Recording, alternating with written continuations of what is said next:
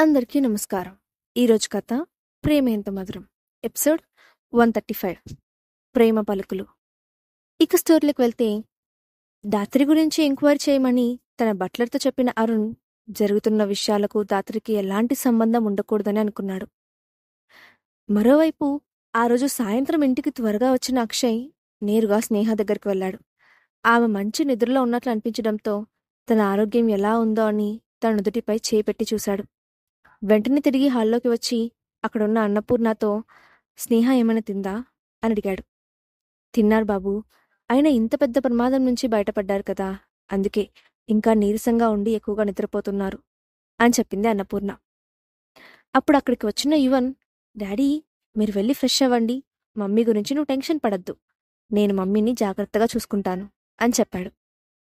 ఆ మాటలు విన్న అక్షయ్ నవ్వుతూ యువన్ ఎత్తుకొని, నువ్వు మీ మమ్మీని బాగా చూసుకుంటావని నాకు తెలుసు, నాకు అస్సలు టెన్షన్ లేదు అంటూ యువన్ ముక్కుపై చిన్నగా తట్టాడు. దాంతో యువన్ కిలకిలా నవ్వాడు. కాసేపటి తర్వాత ఫ్రెష్ అయిన అక్షయ్ తన స్టడీ రూంలో కూర్చొని స్నేహ హెల్త్ గురించి ఆలోచిస్తూ ఉన్నాడు. ఇంతలో అక్కడికి వచ్చిన త్రిపాఠి, సార్, ఆ శ్యామ్ల కొడుకు గురించి ఎంక్వైరీ చేశాం. అతనికి నిజంగానే పేకాట ఆడే అలవాటు ఉంది. ఆ అలవాటు కారణంగానే అతను చాలా అప్పులు చేశాడు. కానీ మనం అనుమానించినట్లు వాటిని ఎవరు తీర్చలేదు అని చెప్పాడు. దాంతో దీని వెనుక ఉన్న వాళ్ళెవరో తెలుసుకోవడానికి ఉన్న దారి కూడా మూసుకుపోయిందని అర్థం చేసుకున్న అక్షయ్ త్రిపాఠి వైపు చిరాగ్గా చూశాడు. అది అర్థం చేసుకున్న త్రిపాఠి తలంచుకొని, సారీ బాస్ అని మాత్రమే చెప్పాడు. కానీ అక్షయ్ దాని గురించి ఏం మాట్లాడకుండా, వాళ్ళ గురించి తెలిసే వరకు ఎంక్వైరీ చేస్తూనే ఉండు, కావాలంటే డార్క్నెట్ హ్యాకర్ హెల్ప్ తీసుకో అని చెప్పాడు. అక్షయ్ తనపై కోప్పడకుండా వదిలేయడంతో త్రిపాఠి లోపలే సంతోషపడి, ఓకే బాస్ అని చెప్పి అక్కడి నుంచి బయలుదేరబోయాడు. కాని అంతలోనే ఏదో గుర్తొచ్చినట్లు ఆగిపోయి అక్షయ్ వైపు భయంగా చూస్తూ, బాస్ ఒక చిన్న మాట అని అన్నాడు. ఏంటన్నట్లుగా చూశాడు అక్షయ్. అప్పుడు త్రిపాఠి తన మనసులోని అనుమానాన్ని బయటపెడుతూ, సార్, వేద ఫ్యామిలీ అంటే చాలా పెద్ద ఫ్యామిలీ, కాబట్టి చాలామంది శత్రువులు ఉండే అవకాశం ఉంది. బిజినెస్ పరంగా ఉండే ఎనిమిస్ గురించి నాకు తెలుసు, కానీ మీ ఫ్యామిలీలో ఎవరైనా ఈ పని చేసి ఉంటారా అని అంటూనే ఆగిపోయాడు. తన ఫ్యామిలీలో ఉన్న వాళ్ళ గురించి మాట్లాడితే బాస్కి కోపం వస్తుందేమో అని అనుకున్న త్రిపాఠి అతని వైపే భయంగా చూస్తూ నుంచున్నాడు. కానీ అక్షయ్ ఆలోచిస్తూ, స్నేహ ప్రెగ్నెంట్ అనే విషయం మా పేరెంట్స్కి తప్ప ఇంకెవరికీ తెలియదు అని అన్నాడు. దాంతో త్రిపాఠి వెంటనే, సార్, అయితే దాత్రి మేడం గురించి మీ అభిప్రాయం ఏంటి అని అడిగాడు. ఆ ప్రశ్నకు అక్షయ్ ఏం మాట్లాడకుండా సైలెంట్గా ఉండిపోయాడు. దాంతో అక్షయ్కి కోపం వచ్చిందని అనుకున్న త్రిపాఠి వెంటనే వెనక్కి తగ్గుతూ, బాస్, ఇది కేవలం నా అనుమానం మాత్రమే, ఇందులో ఆమెకు సంబంధం లేకుండా కూడా ఉండొచ్చు అని అన్నాడు.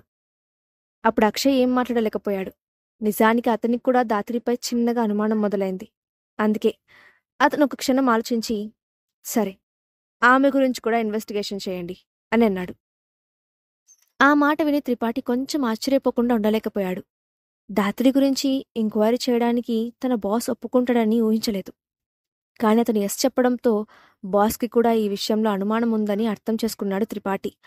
దాంతో అతను ఓకే సార్ అని చెప్పి అక్కడి నుండి వెళ్ళిపోయాడు. కాసేపటి తర్వాత అక్షయ్ కూడా లేచి బెడ్రూమ్కి వెళ్ళాడు. రూమ్లో లైట్ ఆన్ చేసి లేకపోవడంతో చీకటిగా ఉంది. అప్పుడు అక్షయ్ బెడ్పై లైట్ ఆన్ చేసి నిద్రలో ఉన్న స్నేహను డిస్టర్బ్ చేయకూడదని మెల్లగా లోపలికి అడుగులు వేసుకుంటూ వెళ్ళి ఆమె పక్కనే పడుకున్నాడు.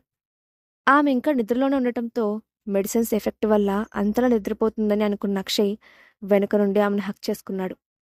మంచి నిద్రలో ఉన్న తనని ఎవరో పట్టుకోవడంతో స్నేహ మెల్లగా కళ్ళు తెరిచి నెమ్మదిగా వెనక్కి తిరుగుతూ అక్షయ్ వైపు చూసింది. అతను తనని హత్తుకొని ఉండటంతో చిన్నగా నవ్వి ఆవలిస్తూ చుట్టూ చూసింది. అప్పటికే రాత్రి అవడంతో కొంచెం ఆశ్చర్యపోతూ, నేను చాలాసేపు పడుకున్నానా అని అడిగింది. అక్షయ్ చిన్నగా నవ్వి, ఎంతసేపు పడుకుంటే ఏమైంది, నీకు నిద్ర సరిపోయిందా అని ప్రేమగా అడిగాడు. అతని గొంతులోని మృదుత్వానికి మురిసిపోయిన స్నేహ నవ్వుతూ అని తలూపింది. అప్పుడు ఆమె మూడిప్పుడు కాస్త ప్లెజెంట్గా ఉన్నట్లు అనిపించడంతో, అక్షయ్, ముందు నీకు ఒంట్లో ఎలా ఉందో చెప్పు అని అడిగాడు. అప్పుడు స్నేహ, నాకు బానే ఉంది. అది సరే గాని ఆ శ్యామ్లను పంపించిన వాళ్ళ గురించి ఏమైనా తెలిసిందా అని అడిగింది. దాంతో ఆమె జరిగిన విషయం గురించి ఎక్కువగా ఆలోచిస్తూ ఉందని అర్థం చేసుకున్న అక్షయ్ ఆమెకు విషయం చెప్పకపోతే ఇంకా ఎక్కువగా ఏదేదో ఊహించుకుంటుందని అనుకున్నాడు. దాంతో ఆమెకు నిజం చెప్పాలని అనుకుంటూ, ప్రస్తుతం మనకు ఎలాంటి క్లూ లేదు. కాబట్టి ఇంకా ఏం తెలియలేదు. అయినా నువ్వేం కంగారు పడకు. అదంతా నేను చూసుకుంటాను. ఇప్పటికే నువ్వు, నీ కడుపులో ఉన్న మన బిడ్డ ఇద్దరు చాలా ఎక్కువగా కష్టపడుతున్నారు. ఇక నువ్వు దాని గురించి ఆలోచించకు అని అనునీయంగా చెప్పాడు. స్నేహ అతని ప్రేమకు సన్నగా నవ్వి, సరే, జరిగిన దాని గురించి నువ్వు కూడా ఎక్కువగా బాధపడకు. ఇప్పుడు మేం బాగానే ఉన్నాం అంటూ తన పొట్టపై చేయి వేసి తడుముకుంది. దాంతో అక్షయ్ ఒక్కసారిగా ఎమోషనల్ అవుతూ ఆమెను కౌగిలించుకొని తలపై నిమిరాడు. స్నేహ అతని వెచ్చని కౌగిలిలో ఒదిగిపోయింది. కాసేపటి తర్వాత అక్షయ్ నెమ్మదిగా, స్నేహ, నువ్వు ఈ విషయంలో ఎవరినైనా అనుమానిస్తున్నావా అని అడిగాడు. ఆ మాటలకు స్నేహ ఏం సమాధానం చెప్పలేదు. అప్పుడు అక్షయ్ మళ్ళీ మాట్లాడుతూ, ఎందుకు అడుగుతున్నానంటే, ఈ పని చేసిన వాళ్ళు వేద ఫ్యామిలీకి చెందిన వాళ్ళు కాదు అని అన్నాడు. ఆ మాటలు విని స్నేహ కొంచెం అయోమయానికి గురైంది. దాంతో ఆమె మాట్లాడుతూ, మరైతే ఎవరై ఉంటారు? నా పేరెంట్స్గా ఉన్న వాళ్ళకి కానీ, నా ఇంట్లో వాళ్ళకి కానీ అంత పవర్, ధైర్యం లేదు అని చెప్పింది. ఆ మాటకి అక్షయ్ కూడా ఒప్పుకున్నట్లుగా తలూపి, అవును, కానీ నిజమేంటంటే విషయం అంతా చాలా కాంప్లికేటెడ్గా ఉంది. నేను ఎవిడెన్స్ దొరికే వరకు ఎలాంటి కన్క్లూజన్కి రాలేకపోతున్నాను అని చెప్పి స్నేహ కళ్ళల్లోకి చూస్తూ, స్నేహ, ఈ విషయంలో నువ్వు నాకు కొంచెం టైం ఇస్తావా అని అడిగాడు. అప్పుడు స్నేహ నవ్వి, నీకు కావాల్సినంత టైం తీసుకో, కానీ నువ్వు టెన్షన్ పడకు అని అంది. అప్పుడు అక్షయ్ అని మాత్రమే అన్నాడు. దాంతో ఇద్దరు కాసేపు మౌనంగా ఉండిపోయారు. ఆ తర్వాత స్నేహ మెల్లగా, అక్షయ్, నేను నీకు ఒక విషయం చెప్పచ్చా? కానీ ఇది అంత ఇంపార్టెంట్ అవునా కాదా అని నాకు తెలియదు అని అంది. అప్పుడు అక్షయ్ స్నేహ వైపు చూస్తూ, నీ మనసులో ఏమున్నా వెంటనే చెప్పు అని అన్నాడు. ఆమె ఏం చెప్తుందో తెలుసుకోవడానికి అతను కూడా ఇంట్రెస్ట్గా ఉన్నాడు. అప్పుడు స్నేహ, నేను కొన్ని రోజుల క్రితం యువన్ను పికప్ చేసుకోవడానికి మాల్కి వెళ్ళినప్పుడు అక్కడ నన్ను ఎవరో వాచ్ చేస్తున్నట్లు అనిపించింది. నేను ఆ విషయాన్ని అప్పుడు అంతలా పట్టించుకోలేదు. కానీ ఇప్పుడు ఆలోచిస్తూ ఉంటే వాళ్ళకి ఈ విషయానికి ఏదైనా సంబంధం ఉంటుందేమోనని అనుమానంగా ఉంది. వాళ్ళు నన్ను ఫాలో అవుతూ వచ్చారా, లేక యువన్ను ఫాలో అవుతున్నారా అని మరో అనుమానం కూడా ఉంది. అసలు ఇదంతా నిజమేనా, లేక నేను ఎక్కువగా ఆలోచిస్తున్నానా అని కూడా నేను చెప్పలేను అని నిస్సహాయంగా చెప్పింది. అక్షయ్ ఆమె మనసులోని కన్ఫ్యూజన్ను అర్థం చేసుకుంటూ, సరే, ఈ విషయం గురించి నేను చెక్ చేస్తాను. నువ్వు నిశ్చింతగా ఉండు. ఇక దాని గురించి ఆలోచించకుండా రెస్ట్ తీసుకో. నువ్వు నిన్ను, నీ కడుపులో ఉన్న బిడ్డను జాగ్రత్తగా చూసుకుంటే చాలు అని అన్నాడు. స్నేహ సరైన తలుపుతూ అతన్ని హత్తుకుపోయింది. తర్వాత రోజు ఉదయాన్నే ప్రశాంతంగా నిద్రలేచింది స్నేహ. అక్షయ్ ఎప్పుడు లేచి వెళ్లాడో కూడా స్నేహకు తెలియదు. స్నేహకు ఆ డ్రగ్ ఎఫెక్ట్ బాగా తగ్గినట్లు అనిపించడంతో ఆ గది విండోలో నుంచి గార్డెన్ చూస్తూ నించుంది. నేచర్ చాలా అందంగా కనిపించింది. ఇంతలో యువన్ ఆమె దగ్గరకు పరిగెత్తుకుంటూ వచ్చి, గుడ్ మార్నింగ్ మమ్మీ అని అన్నాడు. అప్పుడు యువన్ను దగ్గరికి తీసుకున్న స్నేహ, గుడ్ మార్నింగ్ నాన్న, బ్రేక్ఫాస్ట్ చేశావా అని అడిగింది. ఎస్ మమ్మీ, నువ్వు కూడా తిందుగనిరా అంటూ ఆమె చేతిని పట్టుకొని లాగాడు యువన్.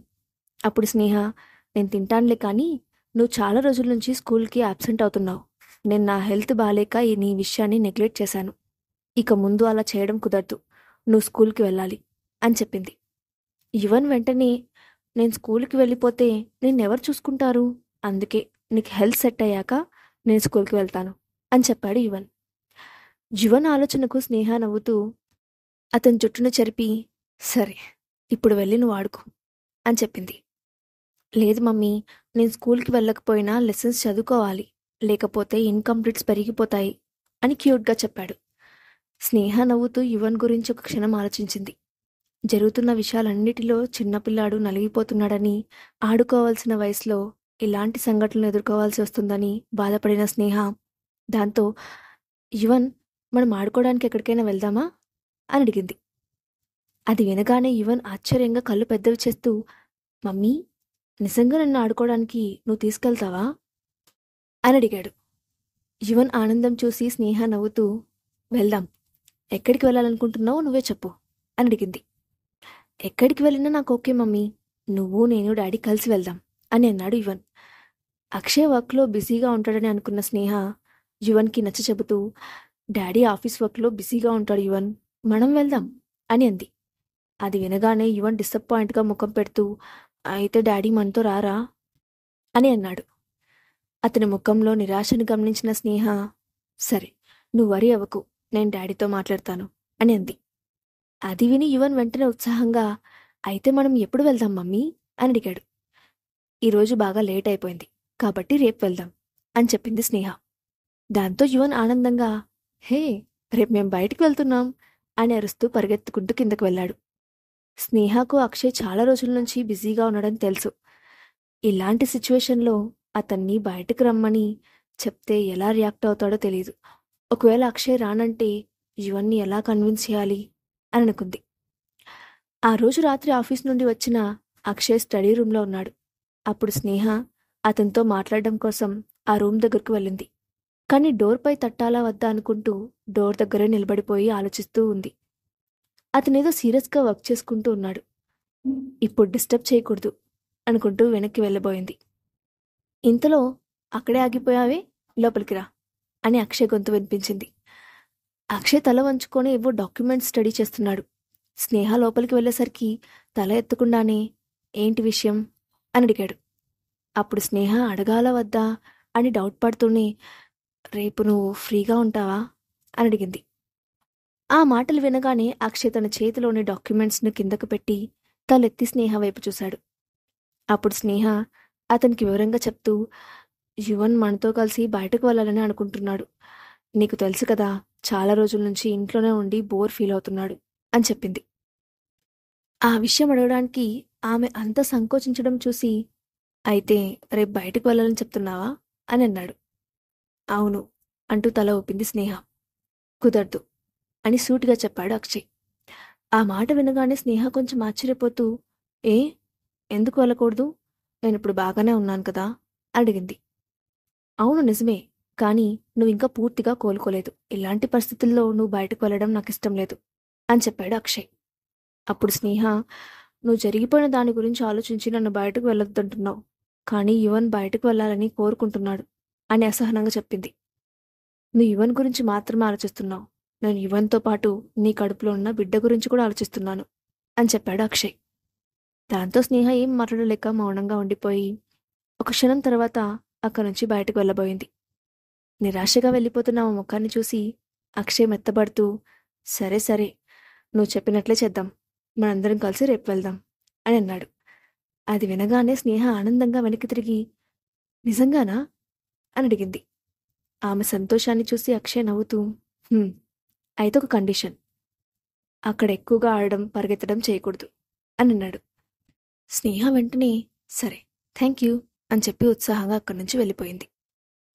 అక్షయ్ వెళ్ళిపోతున్న ఆమెను చూసి నవ్వుకొని మళ్ళీ తన ఫైల్ స్టడీ చేయడంలో మునిగిపోయాడు. అనుకున్నట్లుగానే స్నేహ యువను తీసుకొని బయటకు వెళ్ళగలుగుతుందా? స్నేహ విషయంలో దుర్మార్గానికి పాల్పడింది ఎవరో అక్షయ్ తెలుసుకోగలడా? నెక్స్ట్ పార్ట్లో చూద్దాం.